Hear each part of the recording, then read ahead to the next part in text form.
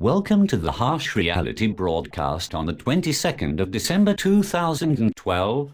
The purpose of this broadcast is to tell you as it is with the state of Western economies and why I am so concerned about the economic future.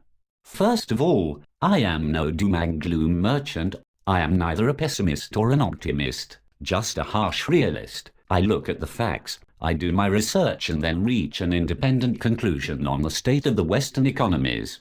My background is in economics, and those that have been following my channel for over a year now will have a good understanding of my viewpoint. It has never been my intention to hard sell my viewpoints, I just want to give my perspective. I live in the UK and have had many discussions with my friends and family about the state of the global economy. I initially became very interested in the global economy back in 2005 when I began to question the wisdom of the monetary system. People just accepted blindly that the next generation was going to be better off than the previous generation.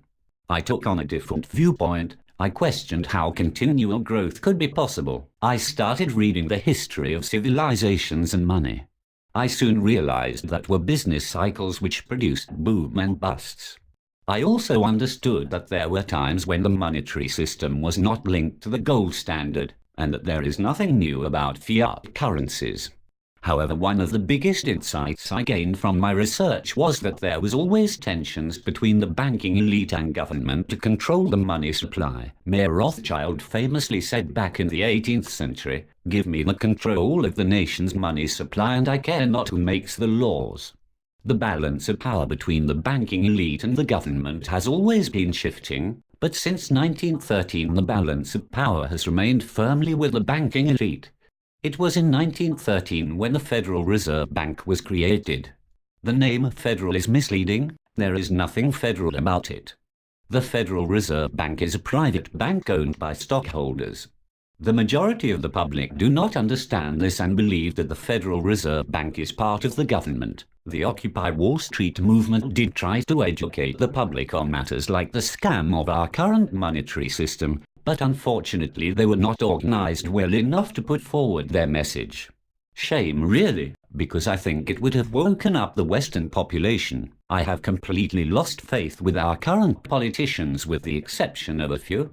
Ron Paul, in my opinion, was the last hope for the US. He comes across as a statesman and has the interest of the US citizen at heart. He opposed the National Defense Authorization Act and wishes to uphold the American Constitution. Ron Paul has a very good understanding of economics and wished to have the Federal Reserve Bank audited.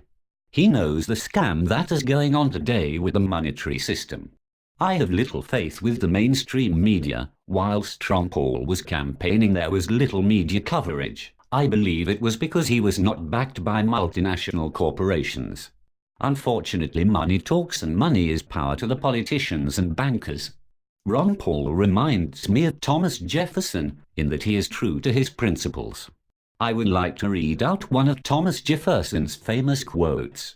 "If the American people ever allow private banks to control the issue of their currency first by inflation and then by deflation, the banks and corporations that will grow up around them will deprive the people of all property until their children wake up homeless on the continent their fathers conquered." The other quote I would like to read out is this: "The tree of liberty must be refreshed from time to time with the blood of patriots and tyrants." One thing I have learned, and that is, history repeats itself. I truly believe we are in dire times, and I shall now explain why. Having access to alternative media enables me to get a balanced viewpoint, and I use the term balanced rather than an accurate viewpoint. I know even the alternative media have their own agenda. That's why, following my research, I draw my own conclusions. For example, I follow Gerald Slente. He is a good trends forecaster and has an understanding on how matters will pan out for the Western economies. Sometimes I think he is a little unwise to put specific timings on events, because there are too many variables in play. Chris Martenson is excellent. I truly like his delivery. He is balanced, calm and very logical. If you have not had chance to see his video on the crash course, I strongly recommend that you Google it. Mark Faber is another person I follow. His down-to-earth, no-nonsense attitude is refreshing for me. Peter Schiff is another person I respect. He has predicted this economic collapse for a long time now, and he has stood his ground following ridicule from the mainstream media. Let's look at the facts. Western economies operate a debt-based fractional reserve banking fiat monetary system. Nothing new about that, as I mentioned before. Fiat currencies have operated in the past. Where it is different, however, it's been allowed to be abused. It's all to do with leveraging. The dollar is the world's reserve currency. It became a fiat currency back in 1971. Since then, the fractional reserve ratio became far too high. When the dollar was linked to the gold standard, the fractional reserve ratio was 1:9. Today it is as high as 1:35.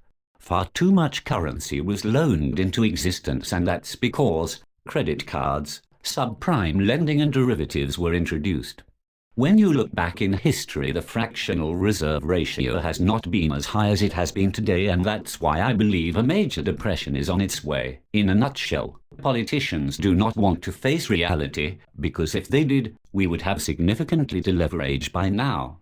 By that I mean that we would no longer run a deficit. Indeed, we would be paying back our debt. But let's be honest, would that be a vote winner? I am going to tell you straight, most of the general public are like spoiled kids. They don't want to hear the truth, so they vote in a politician that promises the earth, but unfortunately cannot deliver. And if they do deliver some of the programs, it is done so by massive borrowing. We have passed the tipping point years ago, as there is not a cat in hell's chance of paying off the debt. The US debt ceiling currently stands at $16.4 trillion, and the debt to date, excluding unfunded liabilities, is just over $16 trillion. Let's focus the mind. To count to 16.4 trillion, counting a different number every second, would take just over 500,000 years. And remember, that excludes the unfunded liabilities such as pensions, Medicare and entitlements. The baby boomers are retiring, and this is putting an extra strain on resources. The interest rates are far too low, thus reflecting a very sick economy, and quantitative easing will be continuing in the near future. This is debasing the money supply, and that's why commodities are rising. It is called price inflation. I doubt there will be much wage inflation due to the high-level people that are out of work.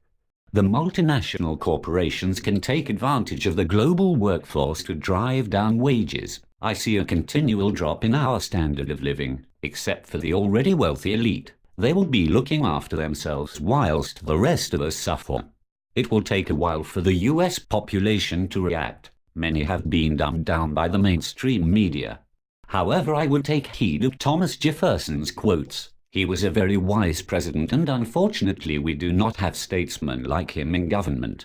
We have career politicians who simply wish to look after themselves. I believe our freedoms are at risk as matters worsen within the global economy. We need to wake up now.